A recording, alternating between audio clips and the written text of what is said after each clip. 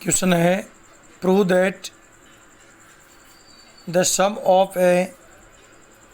Of two medians of a triangle is more than third median. तो अपने को given है, दिया हुआ इसमें क्या है, in triangle A B C A D B E and C F medians are intersecting at point G. ये अपना ट्राइंगल है ए बी सी, ठीक है। इसमें ये A D B E and C F ये तीनों एक दूसरे को किस पर, जी पर इंटरसेक्ट कर रही है। अपने को प्रूव क्या करना है, एनी टू मीडियंस, कोई भी दो मीडियंस थर्ड मीडियन से क्या है, ग्रेटर है, बड़ी है। यानी अगर अपन ले लें ए डी बी, यानी ए डी और बी ई का सम यानी plus greater than C F, या फिर ऐसा कर लें ए डी ने लेकर के अपन B E and C F ले लें, वो ग्रेटर देन हो किसके, ए डी के। या फिर अपन बी ई ने लें ए डी और सी एफ ले लें, तो वो ग्रेटर देन तीसरी कौन सी बच गई, बी ई, उसके। कंस्ट्रक्शन है ए डी को, जो अपने पास ये ए डी है यहाँ तक मीडियन है, इसको अपन प्रोड्यूस करेंगे यानी कि बढ़ाएंगे, कहाँ तक, के तक। और किस प्रकार बढ़ाएंगे, such that A G equal जी के, ए जी और जी के क्या हो, इक्वल। इस प्रकार से इसको प्रोड्यूस करेंगे और फिर बी के और सी के को जॉइन कर देंगे। फिर देखिए proof, in triangle A B के, ये तो रहा ए, ये बी और ये के। इस ट्राइंगल में देखिए F is mid point of A B, बिल्कुल सही है क्योंकि सी एफ मीडियंस आ रही है तो ए बी का मिड पॉइंट ही तो है एफ है। तो F is mid point of A B and G is mid point of A के। अभी कंस्ट्रक्शन से किया कि ए जी इक्वल जी के, ए जी इक्वल जी के किया हमने, तो जी है वो क्या हो गया, ए के का मिड पॉइंट हो गया। अब देखिए एफ जी पैरेलल बी के, कारण in a triangle line which join mid points of two sides is parallel to the third side, कि किसी भी ट्राइंगल में यदि दो साइड्स के मिड पॉइंट्स को जॉइन करें तो उन दो साइड्स के मिड पॉइंट को जॉइन करने वाली जो लाइन होती है वो थर्ड साइड के पैरेलल होती है। तो ए बी का मिड पॉइंट एफ, हम ट्राइंगल कौन सा ले रहे हैं, ए बी के, तो ए बी का मिड पॉइंट एफ और ए के का मिड पॉइंट जी, तो जॉइन करने वाली लाइन एफ जी पैरेलल होगी किसके, बी के। अब इसमें एक चीज़ और होती है कि यदि किसी लाइन का कोई, अब जैसे एफ जी, तो ये पूरी लाइन तो क्या है, एफ सी है या सी एफ है। इसका एक भाग है एफ जी, दूसरा भाग है जी सी। तो एफ जी जब बी के पैरेलल है तो इसका दूसरा भाग जो जी सी है वो अपने आप ही बी के पैरेलल हो जाएगा। ये एक नियम होता है कि यदि दो साइड्स पैरेलल हैं तो उनके पार्ट्स भी, उनके भाग भी आपस में क्या होते हैं, पैरेलल। तो यहाँ पर एफ जी बी के पैरेलल है तो जी सी भी क्या है, इस पूरी लाइन कौन सी है, सी एफ। तो एफ जी और जी सी दोनों ही क्या है, इस एफ सी के या सी एफ के पार्ट्स हैं। तो एफ जी बी के पैरेलल है तो इसका दूसरा पार्ट जी सी बी के पैरेलल होगा। तो एफ जी पैरेलल बी के, तो जी सी बी पैरेलल बी के, इसको इक्वेशन फर्स्ट दे देंगे। इसी प्रकार ई है वो ए सी का मिड पॉइंट है और फिर से जी ए के का मिड पॉइंट है। तो अब यदि अपन देखें ट्राइंगल ए सी के, तो ट्राइंगल ए सी के में क्या होगा, जी पैरेलल सी के या के सी, तो जी पैरेलल है के सी, ठीक है। यहाँ पे मैं लिख दूँ, ये हो जाएगा इन ट्राइंगल ए सी के, इन ट्राइंगल ए सी के। ए सी के में क्या होगा, ए सी के में जी ई मिड पॉइंट से ही है, ए के का जी और ए सी का ई, तो जी ई पैरेलल के सी या सी के। और अब उसी तरह जी ई पूरी लाइन कौन सी है, मीडियन बी, तो बी का पार्ट है जी, तो बी का और पार्ट कौन सा है, बी जी है, तो बी जी भी सी के पैरेलल होगा या के सी के पैरेलल होगा। इसको दे देंगे इक्वेशन 2। फिर देखो इन क्वाड्रिलेटरल बी के सी जी, बी के सी जी ये क्वाड्रिलेटरल है। इसमें देखिए अपन बी जी पैरेलल के सी जो भी इक्वेशन 2 में किया है, और बी जी पैरेलल के सी और जी सी पैरेलल बी के इक्वेशन फर्स्ट में, जी सी पैरेलल बी के, तो ये हो गया इक्वेशन 3 और 4। ये आगे किससे, ये आगे from equation first and second, equation first और सेकंड से ये आगे।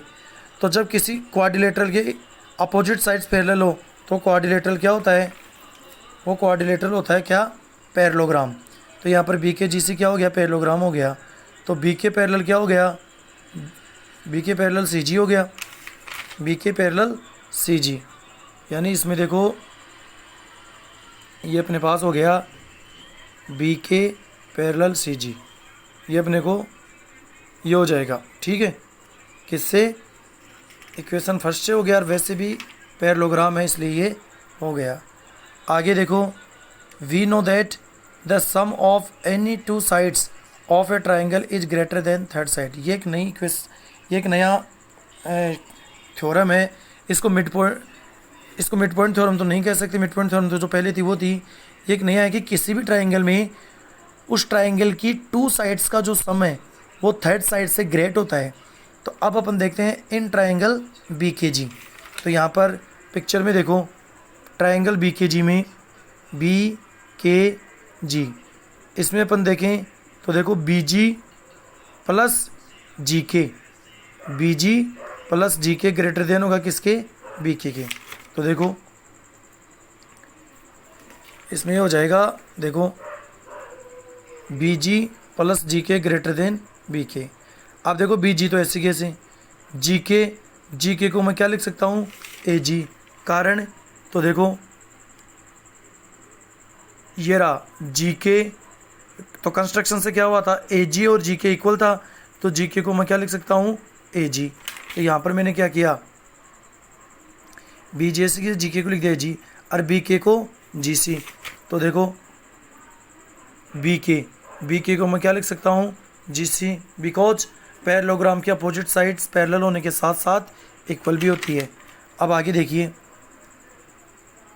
B G plus A G greater than G C आ गया। अब देखो A D plus C F greater than B, ठीक है।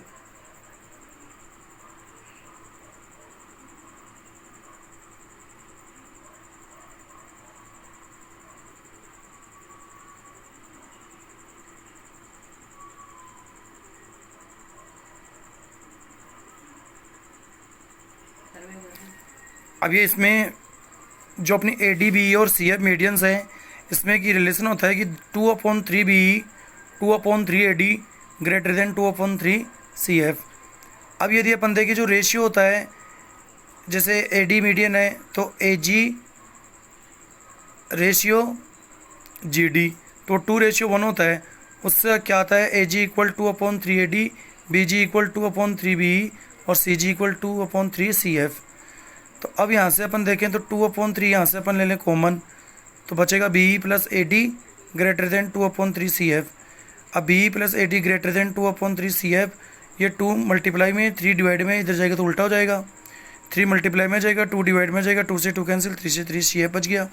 तो B plus A D greater than C F. Same way B plus C F greater than A D कर सकते हैं, A D plus C F greater than B कर सकते हैं, यानी एक को प्रूव करना है, बाकी दो अपन ऐसे कैसे लिख सकते हैं।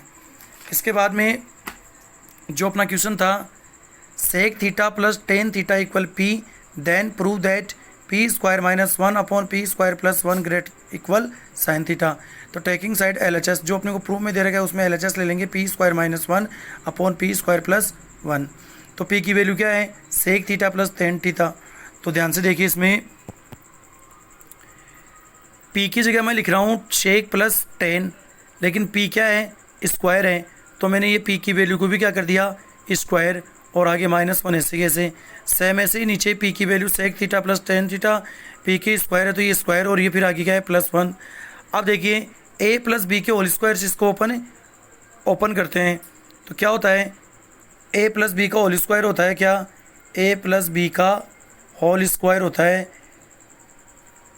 a square plus 2ab plus B square. तो इसमें मैंने क्या किया, a स्क्वायर और b स्क्वायर वाले टर्म को पहले लिख लिया और 2ab वाले टर्म को बाद में लिख दिया। तो देखिए इसमें कर रहे हैं ऊपर पहले न्यूरोमीटर में कर रहे हैं a प्लस बी का होल स्क्वायर। तो देखिए a प्लस बी का होल स्क्वायर, तो a स्क्वायर यानी सेक स्क्वायर थीटा, फिर मैंने क्या कहा b स्क्वायर को पहले लिख रहा हूँ लास्ट वाले को, तो b स्क्वायर यानी टेन स्क्वायर थीटा और बीच में 2ab इसको लिख रहा हूँ लास्ट में, लिख सकते हैं ऐसे कोई फर्क नहीं पड़ेगा, तीनों प्लस में है। तो 2 इंटू ए की वैल्यू सेक इंटू बी की वैल्यू 10, तो 2ab और आगे क्या है -1 ऐसे कैसे। ऐसे ही नीचे a प्लस बी का होल स्क्वायर, तो a square plus B square लिख दिया और प्लस ये 2ab और ये +1। अब देखिए सेक स्क्वायर थीटा और ये लास्ट वाला -1, इनको मैं साथ लिख लेता हूँ। साथ लिखने का रीजन है क्योंकि जो अपनी आइडेंटिटी होती है 1 + tan square theta equal sec square theta, उससे ये रिजल्ट निकलेगा यहाँ से। फिर देखो सेक स्क्वायर थीटा -1 को मैंने साथ लिख दिया, फिर यहाँ पे क्या बचा प्लस tan स्क्वायर थीटा और +2 सेक थीटा tan थीटा। नीचे देखे तो सेक स्क्वायर थीटा प्लस, अब मैंने क्या किया tan स्क्वायर थीटा और ये +1 इनको साथ लिख दिया और फिर +2 सेक थीटा tan थीटा ऐसे कैसे। अब देखिए सेक स्क्वायर थीटा -1, तो मैं यहाँ आपको लिख के बताता हूँ, अपनी आइडेंटिटी होती है 1 + tan square theta equal sec square theta, ये अपनी आइडेंटिटी होती है। अब यहाँ से अपन देखें तो देखना ध्यान से, सेक स्क्वायर थीटा ये इक्वल साइन के इधर है, अगर ये 1 इधर आएगा तो किसका हो जाएगा माइनस का, तो यहाँ पर इक्वल साइन के इधर क्या बचेगा, इक्वल साइन के इधर बचेगा अपने पास tan स्क्वायर थीटा। तो सेक स्क्वायर थीटा -1 की जगह क्या लिख सकते हैं, tan स्क्वायर थीटा लिख सकते हैं। तो देखिए सेक स्क्वायर थीटा -1 की जगह क्या आ गया tan स्क्वायर थीटा, प्लस ये पहले से tan square theta plus 2 sec theta tan theta, फिर नीचे सेक स्क्वायर थीटा प्लस, अब tan स्क्वायर थीटा +1, तो ये tan स्क्वायर थीटा +1 इक्वल क्या होता है सेक स्क्वायर, तो tan स्क्वायर थीटा +1 वो 1 + tan स्क्वायर बोल दो चाहे tan स्क्वायर +1, तो ये सेक स्क्वायर हो गया और +2 सेक tan ऐसे कैसे। अब देखो tan square theta plus tan square theta, इधर बिफोर नंबर कुछ है नहीं तो यहाँ भी 1 मान लो, यहाँ भी 1, तो सेम टर्म है, तो 1 + 1 2 tan स्क्वायर थीटा प्लस ये 2 सेक थीटा tan थीटा, नीचे sec square plus sec square 2 sec square theta plus 2 sec theta tan theta ऐसे कैसे। अब यहाँ पर देखो एक टर्म ये है और प्लस के बाद में एक टर्म ये, दोनों मल्टीप्लाई में तो एक टर्म माना जाएगा, दोनों में क्या है 2 है, तो 2 मैंने कॉमन लिया तो 2 से 2 कैंसिल हो गया, tan स्क्वायर थीटा प्लस 2 से 2 cancel sec plus tan theta, नीचे भी 2 कॉमन ले लिया तो 2 से 2 cancel sec square theta plus 2 से 2 cancel sec theta tan theta. अब 2 से ये 2 कॉमन लिया था तो 2/2 ये कैंसिल हो गया। अब इनमें से क्या मैंने कॉमन लिया tan थीटा, तो tan थीटा कॉमन ले लिया तो यहाँ क्या बचेगा tan का tan स्क्वायर में देंगे तो tan थीटा प्लस फिर tan से tan कैंसिल हो जाएगा, क्या बचेगा सेक। ऐसे ही नीचे कॉमन ले लूँगा सेक थीटा, तो सेक का सेक स्क्वायर में दिया तो सेक थीटा प्लस सेक से सेक कैंसिल, तो क्या बचेगा tan थीटा। दोनों टर्म सेम है तो ये तो क्या हो जाएंगे कैंसिल आउट, क्या बचा tan/sec, तो tan को क्या लिख सकता हूँ sin/cos, फिर ये अपॉन, तो ये अपॉन सेक को क्या लिख सकता हूँ 1/cos। अब देखो sin/cos तो ऐसे कैसे इंटू cos ऊपर चला गया और वहाँ वो नीचे आ गया, क्योंकि अब अगर 2 फ्रिक्शन हो तो पहले फ्रिक्शन ऐसे कैसे दूसरी अपोजिट हो जाती है, cos से cos कैंसिल sin/1, तो 1 से साइन को डिवाइड करेंगे तो sin थीटा आ जाएगा इक्वल RHS ही अपने को प्रूव करना था।